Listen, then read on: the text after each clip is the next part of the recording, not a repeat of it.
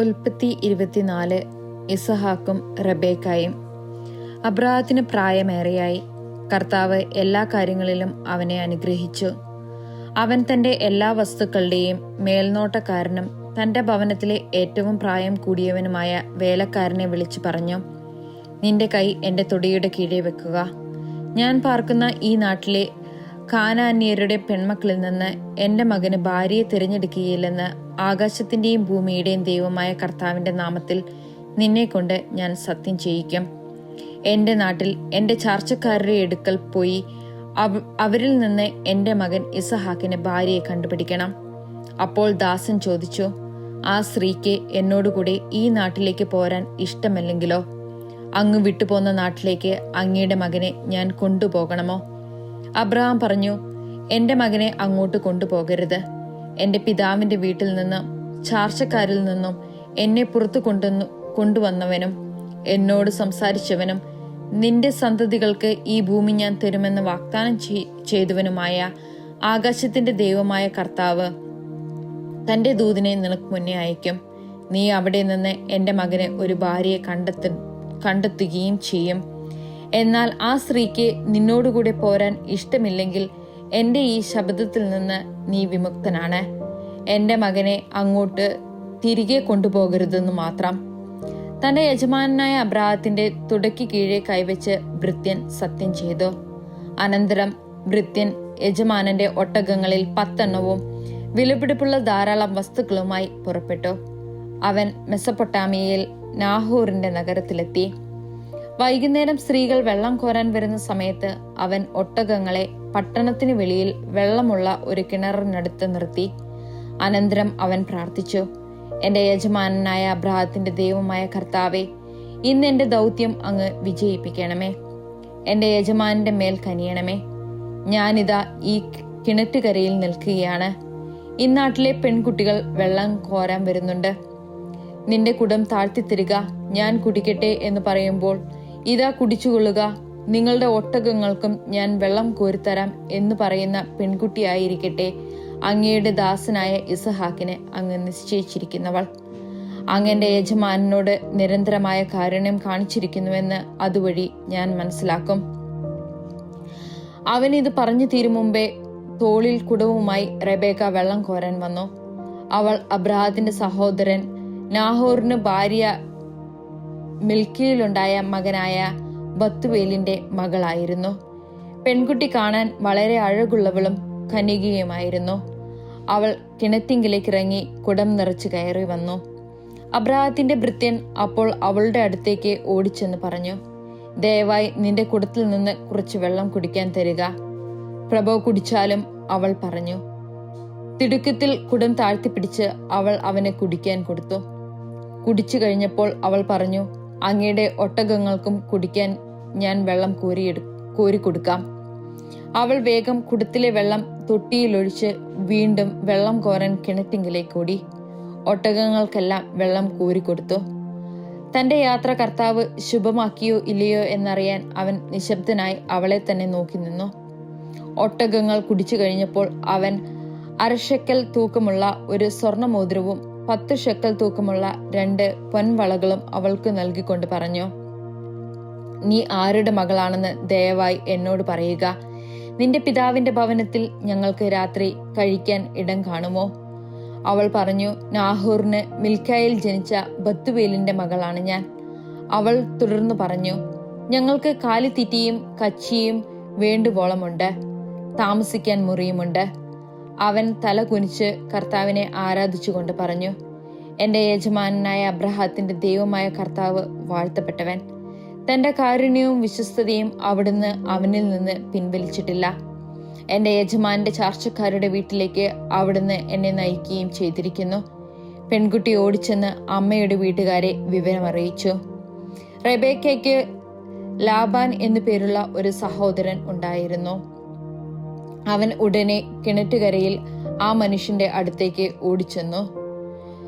മോതിരവും വളകളും സഹോദരിയുടെ കൈകളിൽ കാണുകയും ആ മനുഷ്യൻ ഇങ്ങനെ എന്നോട് സംസാരിച്ചു എന്ന് അവൾ പറഞ്ഞു കേൾക്കുകയും ചെയ്തപ്പോൾ ലാബാൻ അവന്റെ അടുത്തേക്ക് ചെന്നു.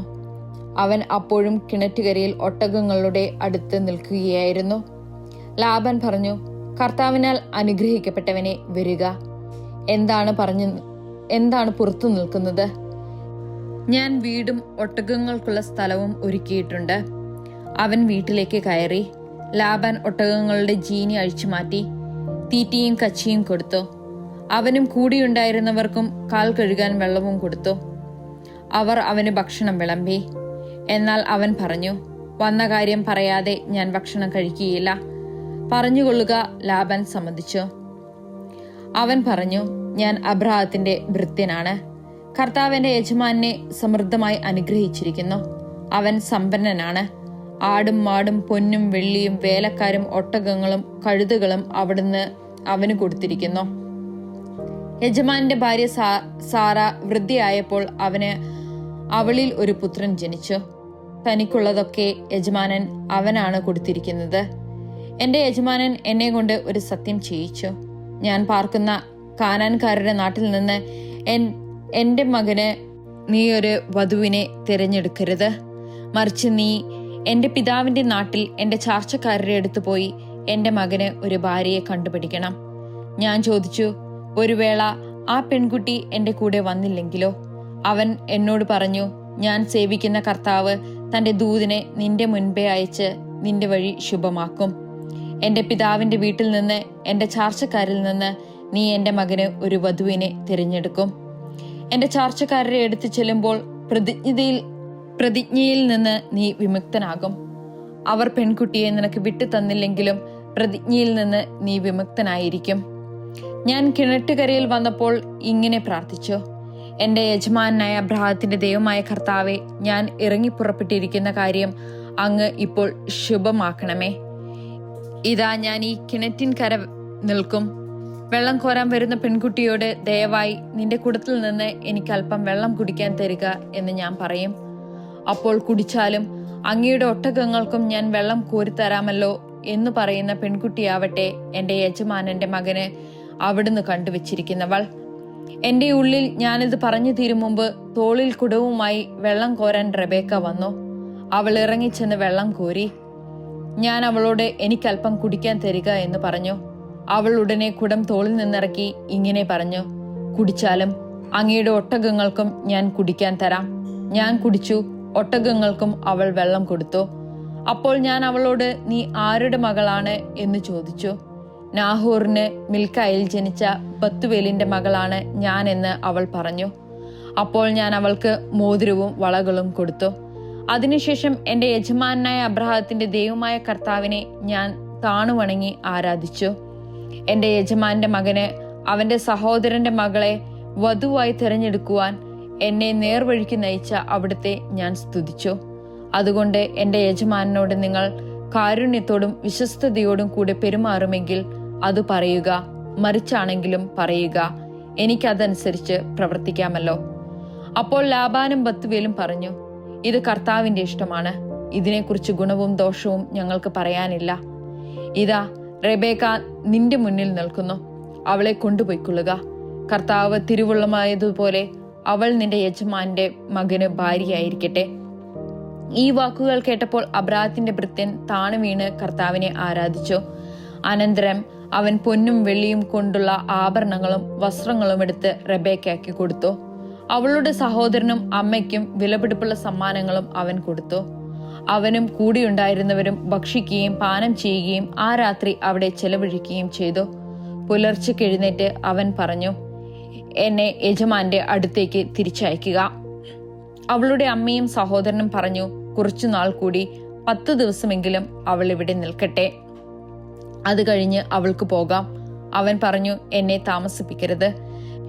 കർത്താവ് എന്റെ വഴി ശുഭമാക്കിയിരിക്കൊണ്ട് യജമാന്റെ അടുത്തേക്ക് തിരിച്ചു പോകാൻ എന്നെ അനുവദിക്കുക. നമുക്ക് പെൺകുട്ടിയെ വിളിച്ചു ചോദിക്കാം എന്ന് അവർ പറഞ്ഞു. അവർ റെബേക്കയെ വിളിച്ച്, നീ ഈ മനുഷ്യനോട് കൂടെ പോകുന്നുവോ എന്ന് ചോദിച്ചു.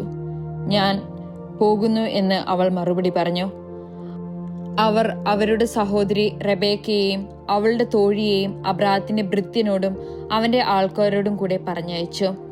അവർ അവളെ ആശീർവദിച്ചു പറഞ്ഞു, നീ ഞങ്ങളുടെ സഹോദരിയാണ്.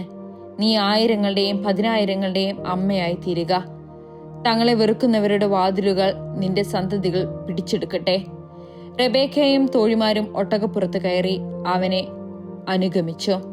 അങ്ങനെ റെബേക്കയുമായി ഭൃത്യൻ പുറപ്പെട്ടു.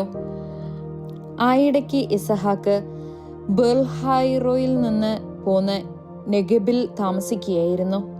ഒരു ദിവസം വൈകുന്നേരം അവൻ ചിന്താമഗ്നനായി വയലിലൂടെ നടക്കുകയായിരുന്നു. അവൻ തല പൊക്കി നോക്കിയപ്പോൾ ഒട്ടകങ്ങൾ വരുന്നത് കണ്ടു. റെബേക്കയും ശിരസുയർത്തി നോക്കി. ഇസഹാക്കിനെ കണ്ടപ്പോൾ അവൾ ഒട്ടകപ്പുറത്തു നിന്ന് താഴെ ഇറങ്ങി.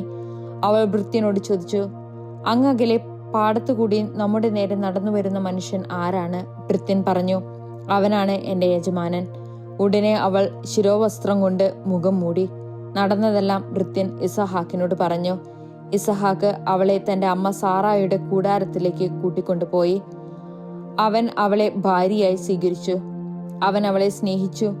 അങ്ങനെ അമ്മയുടെ വേർപാടിൽ ദുഃഖിച്ചിരുന്ന അവന് ആശ്വാസം ലഭിച്ചു.